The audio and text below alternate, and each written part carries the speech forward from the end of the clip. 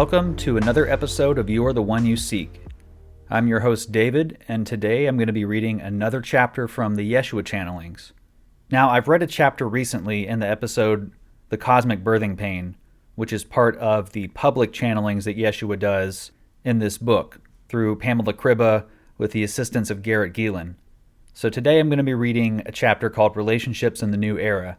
And this one just really hit me hard when I read it because it felt very pertinent to relationships I've had in my life with both my wife, my kids, my parents, teachers, friends, siblings. I mean, it really kind of transcends the boundaries of relationships, but Jeshua gets into a lot of specifics that are, to me, really practical and helpful. Again, the reason I've resonated so much with these channelings is because they were done in such a relatable way, because I believe Jeshua is trying to work through kind of common language that's easy to understand at the time that they channel through people. And in this case, it was Pamela doing this in public with a group, so that will make it make more sense when I start reading from the chapter and you hear the way Jeshua is addressing people, because he's actually addressing a room full of people. So I'm not going to do a long preamble here. The last episode I spent kind of too long just giving my own 2 cents. I'd rather not do that. I'd rather just read the chapter and let it stand for itself. And, I'll probably tag it at the end of the chapter with a little bit of my own personal take and how it's impacted me, but I want to keep that a little lighter. And I want to do a series of these episodes where I'm just reading a chapter or two, depending on how long they are, from the channelings. And again, you can check out more information about the Jeshua Channelings at www.yeshua.net. And Pamela and Garrett have a lot of resources on there, a lot of free material, current channelings from Jeshua that to me have been really powerful as well. So without further ado, here is part of the public channeling series that Pamela did with Jeshua, and this chapter is called Relationships in the New Era. Dear friends, with much joy and happiness I am with you today. My energy flows among you, and as you can feel, this is not a lecture in the traditional sense. I am passing on a certain energy, in addition to information, and you are as much a part of this as I and Pamela and Garrett. In our being together here, we create a field or vortex of energy in this room, in this opening to the earth. Therefore, this place is sacred. At any place where people, who are angels in human bodies, come together and join with the intention of seeding their light into the earth, the ground becomes sacred. I would like to briefly say something about the phenomenon of channeling, which has become so popular recently. You all know the concept of prana, which is employed in yoga and Eastern philosophy. Prana is a spiritual energy that you take in with every breath. The idea is that you do not merely inhale oxygen when breathing, but also a life force energy, a cosmic energy, which exceeds the physical and enables you to live. Now what I'd like to point out is this. Just as everyone inhales prana along with oxygen and breathing, everyone channels continuously in his or her own way. Channeling is not reserved to a few people with a special gift. Channeling is the most natural thing in the world. You see, you cannot live without cosmic energy. You cannot exist, live, and thrive without taking in cosmic energy. Just as you cannot live from oxygen alone, you cannot function even in a basic manner without some connection to the cosmic energy that is your home. Earth and cosmos, oxygen and prana, both are necessary to manifest yourself completely as a human being in Earth reality. In the previous channeling, I have called you the gatekeepers, the ones who open the gate to more light on Earth. But you are also the bridge builders, the ones who mediate between the cosmic and the Earth realm, the ones who channel cosmic energy to the Earth. This is something you actually do, and it is something you need to do in order to feel joyful, purposeful, and healthy. You are channeling whenever you use your intuition, whenever you go deep within and sense how things are for you and how you would like to change them. At these moments, you form a channel with your higher self, and you connect to the wisdom of non-earthly, cosmic realms which can support you in reaching your goals here on Earth. Every one of you channels in some way to realign yourself with your greater being that is outside of space and time. Today, we share our energies and join to channel a cosmic energy which is trying to find its way to Earth in this new era. The new era is no longer a vision of the future. It is already manifesting itself in the daily life of innumerable individuals. If you read the paper or watch the news, it may seem that the time is not ripe yet, but the awakening brought forward by the new era starts at the level of the individual, not at the level of governments, institutions, and organizations. It is in your own everyday existence that a new flow of energy presents itself. It is the flow of your heart that invites you and beckons you to live and to act according to its lightness and wisdom. This is how the birthing of the new era takes place, by ordinary individuals being attentive to the whispers of their heart. Spiritually, the foundation of any real change or transformation is always laid on the individual level.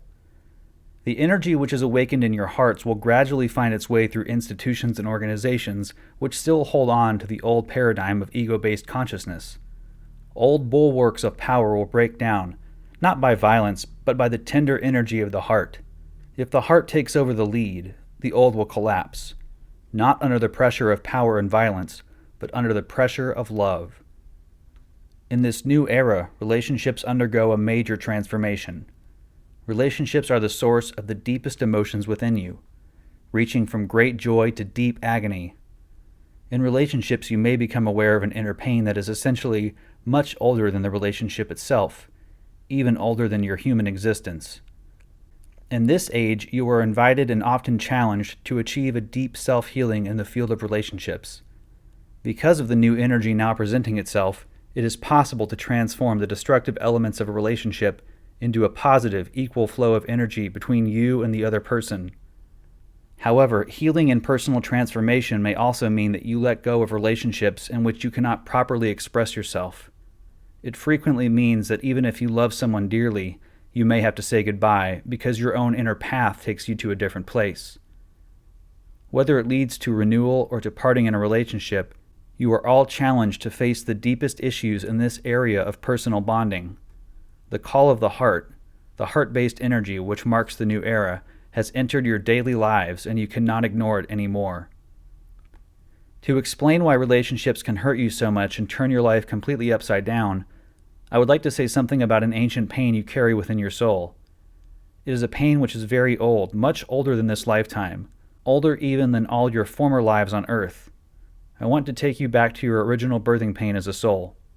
Once upon a time, all was whole and undivided. Can you imagine this? Allow your imagination to travel freely for a moment. Just imagine you are not in a body, you are pure consciousness, and you are part of a huge energy field that surrounds you in a comfortable way. You feel that you are part of this unity and are being cherished without conditions.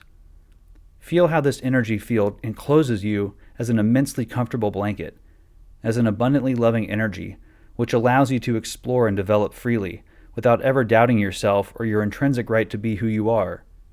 No anxiety, no fear. This sense of comfort and security constituted the pre-birthing conditions from which you emerged as an individual soul. It was a cosmic womb. Even if it is far removed from your present state, your heart still aches for this sense of completeness and wholeness, the feeling of absolute safety you experienced in that blanket of love and benevolence. The sense of oneness you remember was God.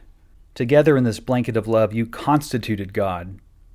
Within this divine consciousness or blanket of love, it was decided at some point to create a new situation. It is very difficult to put into human words, but perhaps you can imagine that in God, this unity awareness, there was a longing for something different, something other than unity. There was, so to speak, a longing for experience. When you are completely assimilated into a wholeness of pure being, you do not experience things, you simply are.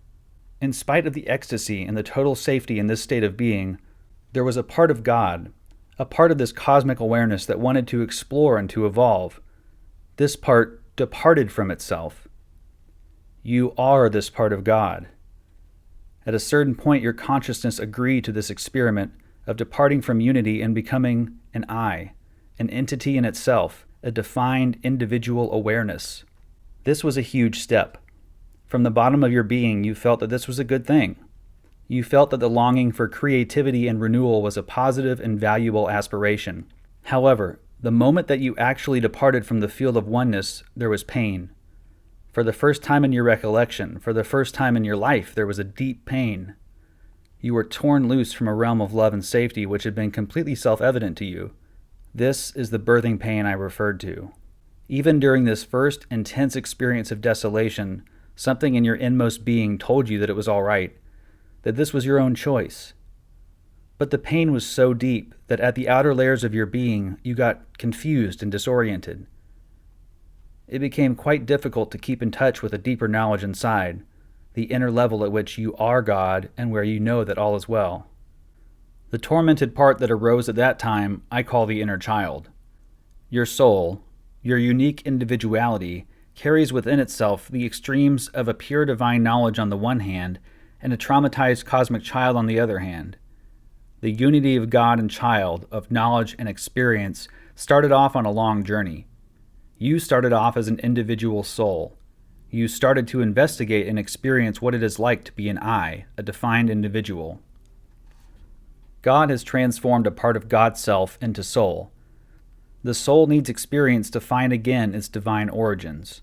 The soul needs to be alive, to experience, to discover, to self-destruct and to recreate in order to feel who the soul truly is, namely God. The self-evidence of being one and whole had been shattered and had to be regained by experience. This in itself was a great feat of creativity. The birthing of I consciousness was a miracle. It had never existed before. Often you try to transcend the boundaries of your I-ness in order to experience oneness and deep unity again. You might say that this is the very aim of your spiritual quest. But consider for a moment, from God's point of view, it is the I-ness, the separateness, that constitutes the miracle. The state of being one was the normal situation, how it had always been. Within the miracle of being an individual soul lies an immense beauty, joy, and creative power. The reason that you do not experience it like that is that you are still struggling with your birthing pain as a soul. Somewhere deep inside you, the primal scream of anguish and betrayal still resounds. It is the recollection of being torn apart from your mother/father, from the omnipresent blanket of love and safety. On your journey through time and experience, you have gone through so many things. You have tried all different kinds of forms. There were quite a lot of incarnations in which you did not have the form of the human body, but that is not so relevant now. What matters to me in this context is that throughout this very long history, you were guided by two different motives. On the one hand, there was the zest for exploration, creation, and renewal, and on the other hand, there was the homesickness, the sense of being cast out of paradise, and an overpowering loneliness. By the adventurous, progressive part in yourself, the energy which pushed you out of the cosmic womb, you have experienced and created a lot. But due to the pain and homesickness you carried within, you also had to deal with a lot of trauma and disillusion. Your creations, therefore, were not always benevolent. During your journeys through time and space, you have done things you have regretted later on, things you might call bad in quotation marks. These actions were, from our perspective, merely the result of the determination to plunge into experience and venture into the unknown. You see, as soon as you decide to become an individual, to break away from the self-evident oneness, you cannot experience light only. You have to find out everything anew. So you will also experience the dark. You will experience all there is, up to all the extremes. At your present point of evolution, you have come to realize that everything stands or falls with the power to truly embrace your I-ness. It is about truly embracing your own divinity, and from that self-awareness, experiencing joy and abundance. In the moment of your cosmic birth, the moment that desolation and pain enveloped you, you started to feel tiny and insignificant. From that moment on, you started to look for something that could save you, a power or force outside of you, a god, a leader, a partner, a child, etc. In the awakening process that you are now experiencing, you realize that the essential safety you are longing for is not to be found in anything outside of you, whether it is a parent, a lover, or a god. However strongly this longing or homesickness may be triggered in a particular relationship, you will not find this essential safety there, not even in a relationship with God. For the God you believe in, the God who has been handed down to you by tradition and who still heavily influences your perception, is a God outside of you. It is a God who outlines things for you, who lays out the way for you. But that God does not exist. You are God. You are that creative part of God who decided to go its own way and to experience things in a wholly different way. You had the confidence that you would be able to heal yourself from the primal wound of birth. You could say that the expansive energy of exploration and renewal is a male energy, whereas the energy of unification, joining together, the energy of home, is a female energy. Both these energies belong to the essence of who you are. As a soul, you are neither male nor female. Essentially, you are both male and female. You started your journey with both these ingredients, and now the time has come to let them work together in harmony, which means to truly experience wholeness in yourself. After having denied your own greatness for such a long time, you will start to realize finally that there is no alternative but to be the God you are longing for. This is the ultimate breakthrough to enlightenment, to realize that you yourself are the God you are craving. There is nothing outside of you that can bring you into the heart of your own power, your own wholeness. You are it. You are the one, and you have always been the one.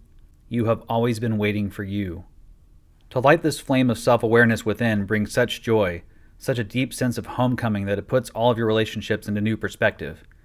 For example, you feel less concerned about the things that other people tell you. If someone criticizes or distrusts you, you do not automatically take it personally. You feel less affected or eager to react. You let it go more easily, and the need to defend yourself, both to yourself and to the other person, drops away. When you are easily affected emotionally by what another person thinks of you, this indicates that inwardly there is a self-contempt that makes you give credit to the negative opinions of others. You do not solve this self-contempt by seeking out a conflict with the other, but only by going inward and getting in touch with the emotional wounds within yourself. These are much older than the specific moment of rejection. In fact, all pain of rejection, all relationship pain, goes back to the original, unhealed birthing pain. It may seem as if I'm taking a huge step here, for there are all kinds of complex situations in relationships which seem to indicate that the cause lies closer. It may seem as if your pain is caused by something your partner has done or not done. It may seem as if something outside of you causes the pain, and therefore you think that the solution to your problem lies in the behavior of the other. But let me tell you, fundamentally, you are working on healing an ancient pain within yourself. If you are not aware of this, you may easily get entangled in relationship issues that can be extremely painful. Especially in male-female relationships, or love relationships, you frequently try to forge a kind of unity and safety between you that resembles the primeval state of oneness that you vaguely remember. Subconsciously, you are trying to recreate that feeling of being comfortable, wrapped in a blanket of unconditional love and acceptance. There is a child within you who is crying out for this unconditional acceptance. However, if the child in you puts his or her arms around the child part in your partner, too often it results in a suffocating grasp that blocks both partners from genuine self-expression. What happens is that you become emotionally dependent, and then you are going to need the love or approval of the other person for your well-being. Dependence always calls into being power and control issues, for to need someone is equal to wanting to control his or her behavior. This is the beginning of a destructive relationship. To give up your individuality in a relationship guided by a subconscious longing for absolute unity is destructive towards yourself as well as towards the other person. True love between two people shows two energy fields that can function in complete independence from each other. Each energy field is a unity unto itself and connects to the other one on the basis of that unity. In relationships in which partners are dependent upon each other, you will find an uncoordinated striving for organic wholeness, or not wanting to be able to function without the other. In relationships in which partners are dependent upon each other, you will find an uncoordinated striving for organic wholeness, not wanting to be able to function without the other. This leads to an entanglement of energies which can be observed in the auric fields as energy cords by which partners feel they need each other. They feed themselves with the addictive energies of dependence and control. This kind of energy entanglement indicates that you do not take responsibility for yourself, that you do not face up to the old soul wound that only you can heal. If only you would address this deepest pain and take responsibility, you would see that you do not ever need someone else to be whole, and you will liberate yourself from the destructive aspect of the relationship. In this context, I would like to say something about karmic relationships. By this, I mean relationships between people who have known each other in other lifetimes and who have experienced intense emotions with regards to each other. The hallmark of a karmic relationship is that the partners carry unresolved emotions within, such as guilt, fear, dependence, jealousy, anger, or something of the kind. Because of this unresolved emotional charge, they feel drawn to each other in another incarnation. The aim of the renewed encounter is to provide an opportunity to resolve the issue at hand. This happens by recreating the same issue in a short period of time. When they first meet, the karmic players feel a compelling urge to get nearer to each other, and after some time they start to repeat their old emotional role patterns. The stage has now been set to face the old issue anew and perhaps handle it in a more enlightened way. The spiritual purpose of the renewed encounter is for both partners to make other choices than they made during the former lifetimes. I'm going to give an example here. Imagine a woman who, in a previous lifetime, had a husband who was quite possessive and bossy.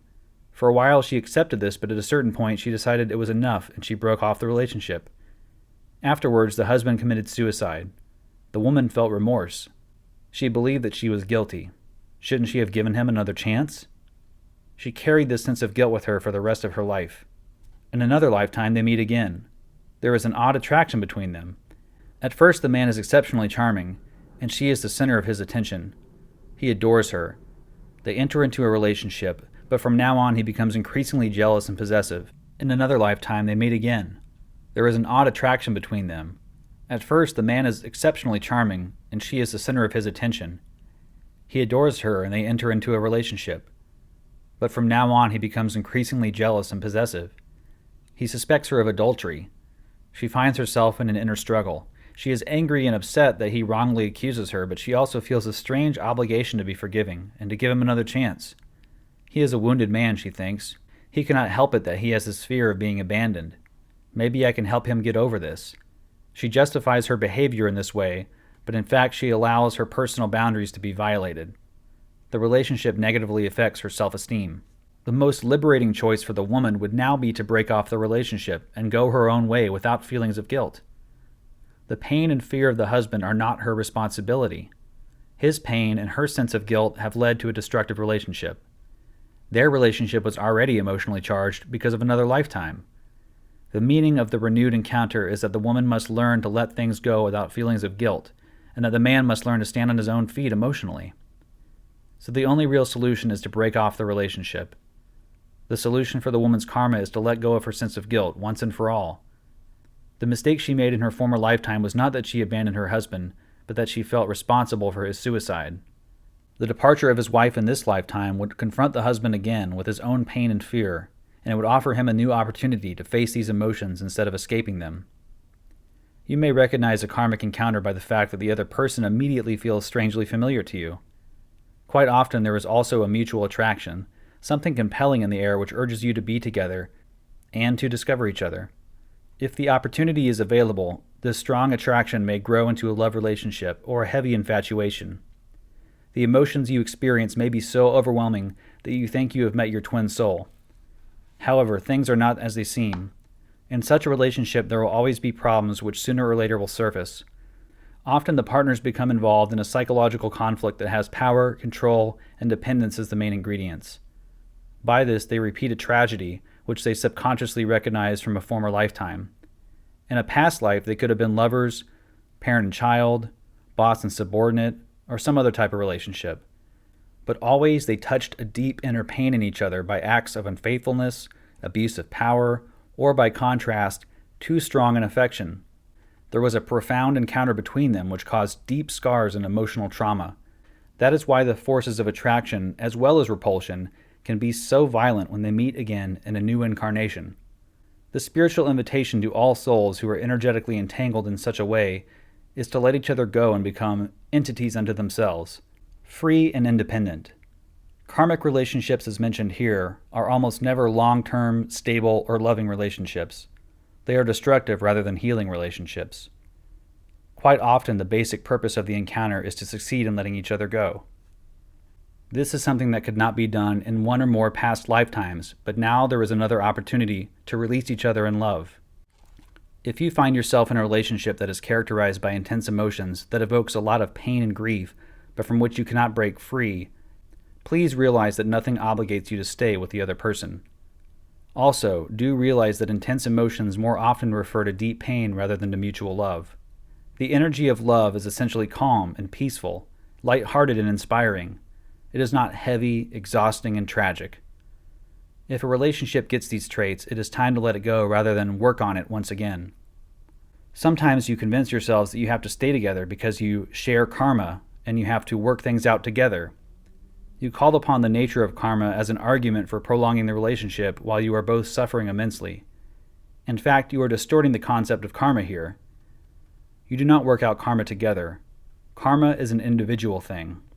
The karma at stake in such relationships, as mentioned before, often requires that you let go completely, that you withdraw from such a relationship in order to experience that you are whole unto yourself.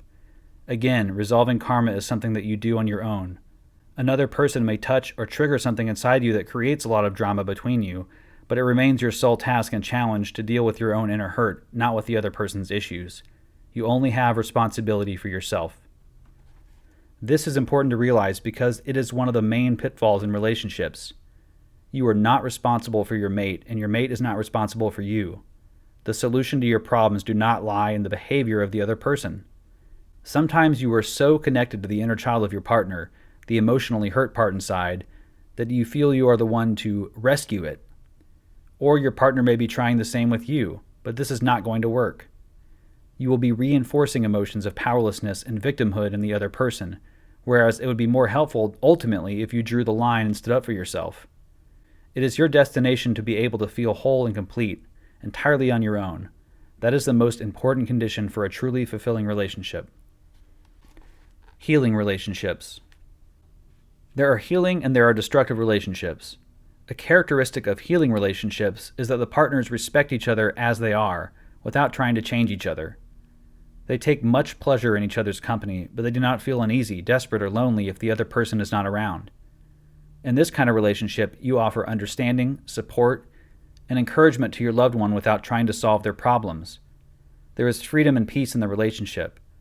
Of course, there may be misunderstandings now and then, but the emotions they bring up are short-lived. Both partners are prepared to forgive.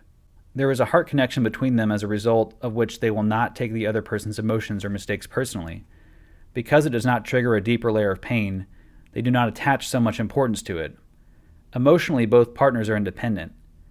They draw their strength and well-being not from the approval or the presence of their mate. He or she does not fill a gap in their lives, but add something new and vital. In a healing relationship, partners may also know each other from one or more past lifetimes, but in these cases there is hardly ever an emotional karmic burden as described above. The two souls may have known each other in a past life in a way that was essentially encouraging and supportive, as friends, partners, or as a parent and child. They have recognized each other as soulmates. This creates an indissoluble bond throughout several lives. I will give another example. A young man grows up in a poor family somewhere in the Middle Ages.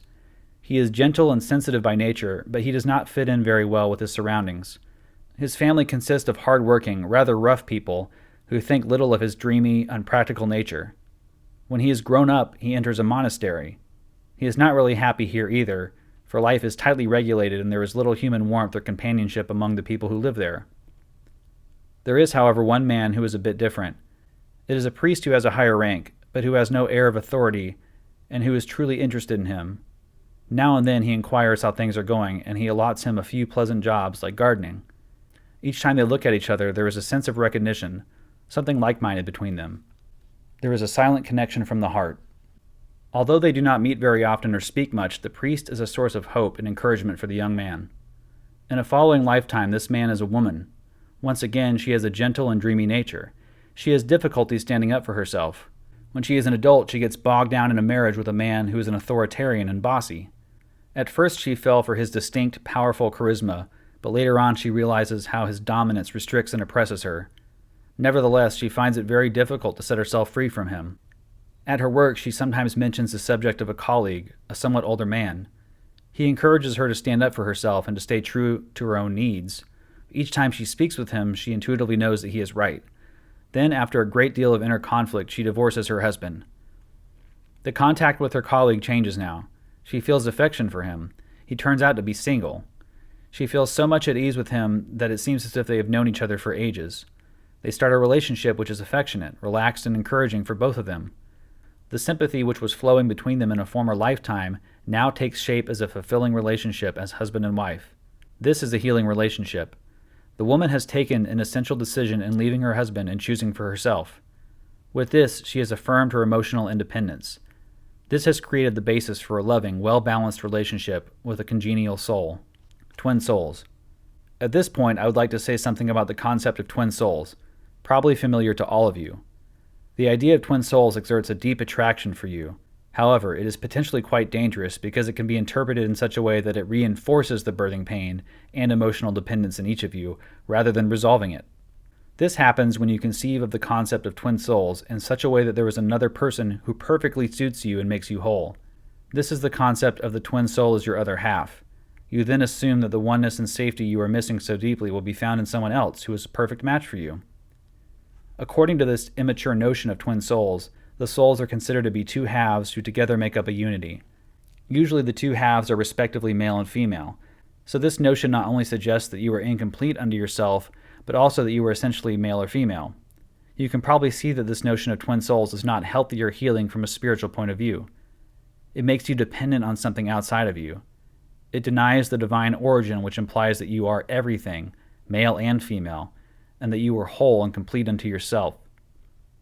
It creates all kinds of illusions, which brings you far away from home. And by home, I mean your own self, the divinity of your I-ness. No soul is meant to be someone else's other half. Twin souls do exist, and they literally are what the word implies. They are twins. They are souls with the same feeling tone or vibration, or you could say with the same birthing time, as is the case with biological twins. The particular time of birth, this unique moment in time and place, makes for a uniquely charged feeling tone inside of the souls that come to life. They are not dependent on each other in any way. They are neither male nor female, but they are certainly tuned into each other as kindred spirits. What is the reason for the creation of twin souls? Why do they exist? You often think that the reason for something is the learning process it affects, but this is not the case with twin souls. The reason for the existence of twin souls is not to learn something. The aim is simply joy and creativity. Twin souls have no function within duality. You will meet your twin soul when you are transcending duality, when you identify yourself again with the God inside yourself who is whole and undivided, and who is able to take any form or appearance. Twin souls meet again on their journey back home. Let us go back for a moment to the beginning of the journey. The moment you leave the state of oneness and became an individual, you entered duality. Suddenly there is dark and light, great and small, sick and healthy. Reality is split. You have no frame of reference anymore for who you really are. At first you took your identity from being part of a whole. Now you are a single part torn loose from the whole. But without your conscious knowing, someone accompanies you who is equal to you, who resembles you as closely as anything could. You took up the same space in the blanket of oneness, so near to each other that you didn't know you were two until you were born.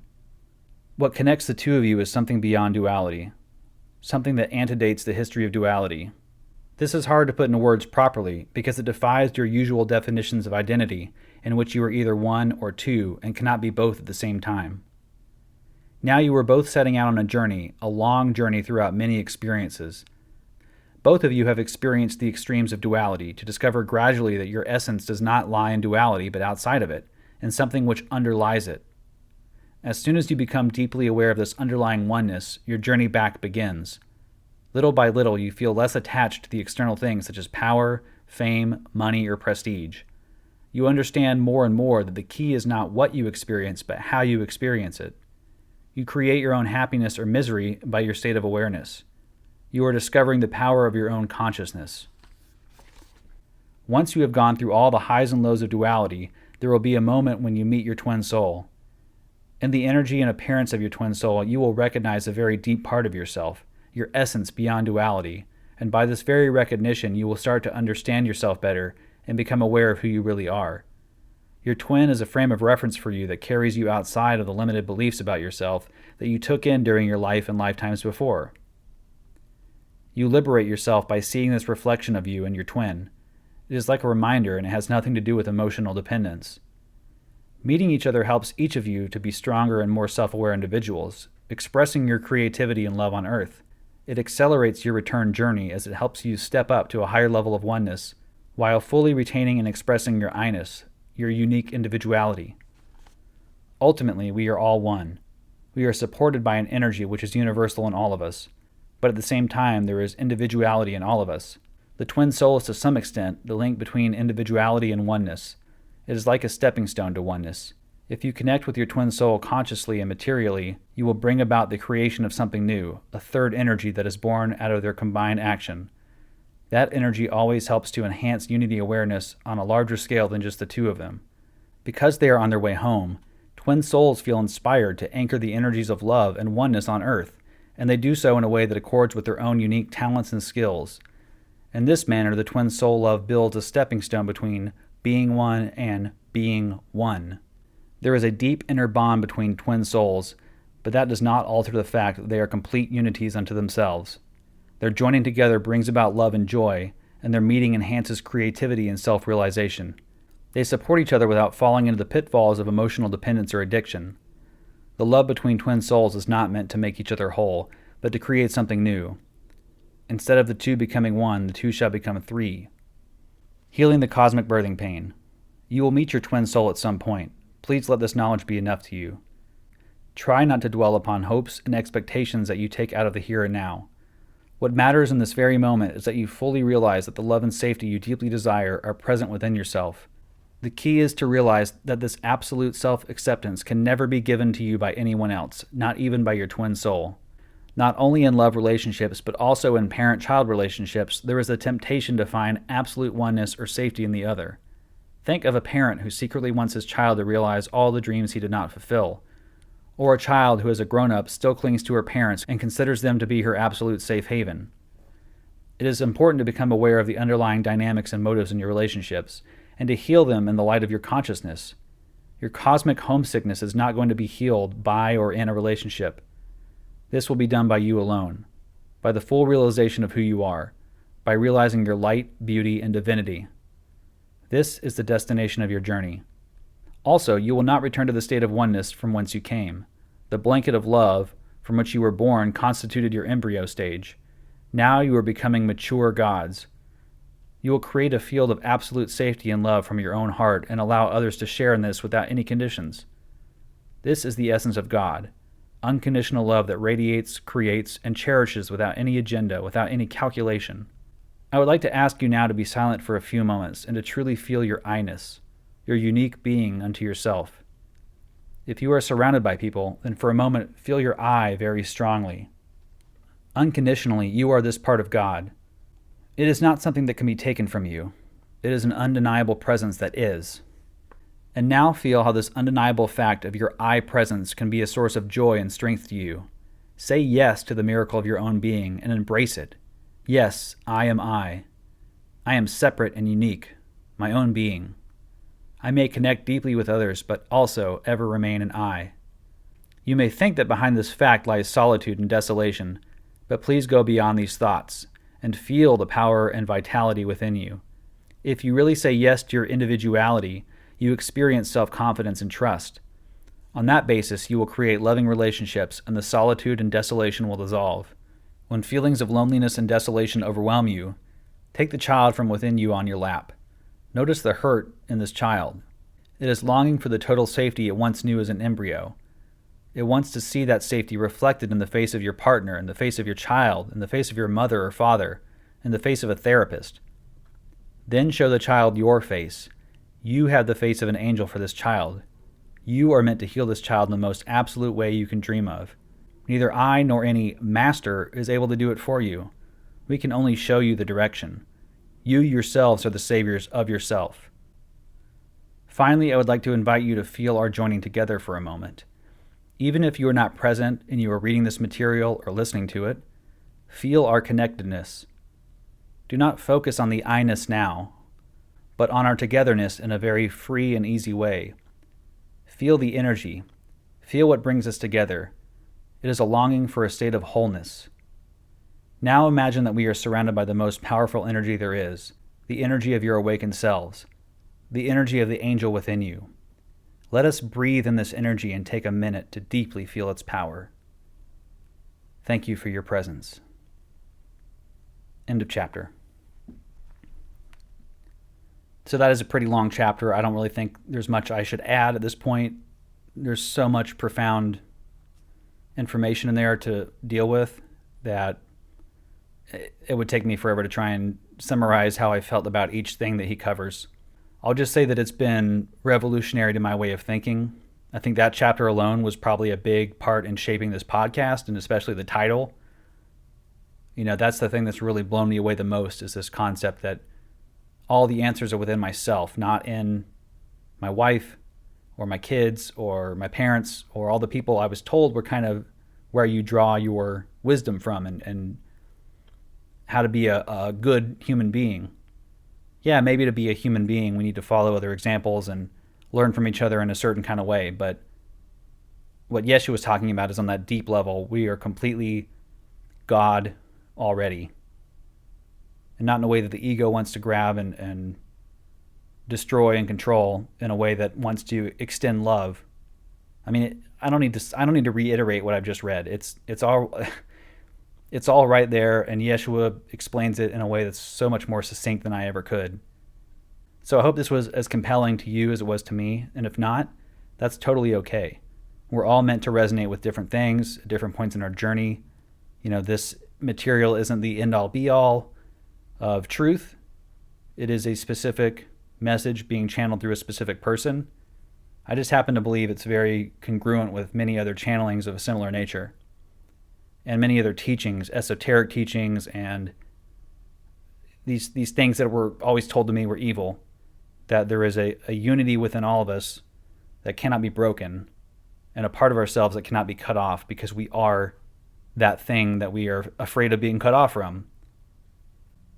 So it's really all about exploring our I-ness and finding new ways to love and forgive ourselves. And from there, everything flows outward. So this is going to be a continued series. I'm going to read a few more chapters in the future, because again, this book is just really direct wisdom to me. It feels like it makes sense on an intuitive level that I can't quite articulate. And I believe that's happening on a soul level, on a spirit level, but I also know that my need to bias for something positive is pretty high, because I've been such a negative person at so many corners, and I have such a cynical nature about me that I want to poke holes in everything and rip it apart. But there's something within this that transcends that resonates with me in a way that is really difficult to ignore or to brush off. I brushed off a lot of stuff that I've come across and just didn't convince me or didn't resonate. And instead of judging it, I just said, it's not for me. So obviously you're getting my biased opinions and takes on what's important and relevant to me. My hope is that there are others out there like me, maybe a little twin soul gang, that at least is vibrating with the general messages and ideas here. And again, that you are the one you seek. So with that, I hope you go in love and light. Please feel free to like or subscribe or follow me or leave a comment or email me. I'm on Instagram, and that's about it. You can find me there at You Are The One You Seek. Also on YouTube, of course, at You Are The One You Seek. And you can email me, youhavethekeys639@gmail.com. And I'll be happy to answer any emails, questions. If you want to come on the show and share your story, I'd love to hear a little bit about your story. So thank you again. Go in love and light, and namaste.